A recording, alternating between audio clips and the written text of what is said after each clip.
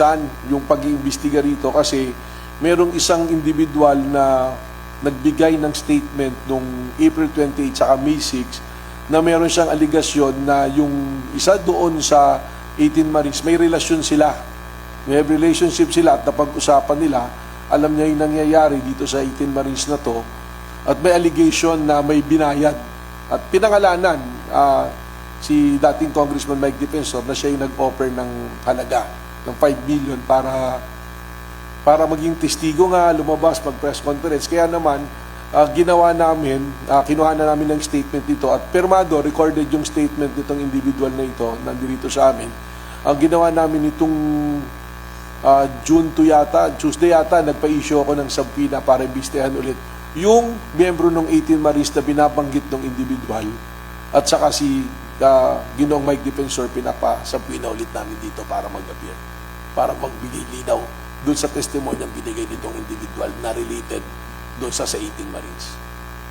Doon po sa alok na pera, paano po yung dynamics po nun? Paano po in-offer? In what way po sila babayaran? Well, may statement siya na parang initially parang 700,000 tapos parang in tranches babayaran siya. Yun nga yung gusto naming linawin. Bukod sa gusto naming malaman kung totoo talagang statement nitong individual na to, gusto naming linawin kung ano yung mga pangyayari talaga dito.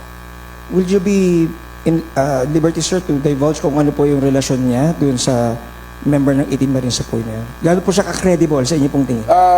Yung anak ng 18 Marines ay kanyang kapartner. Meron silang anak. May apo bali yung isa doon sa 18 Marines dito sa tao na to. So, magkakasama sila sa bahay, kaya medyo may credibility yung testimonya nito. At saka pag ibinabangga namin doon sa statement,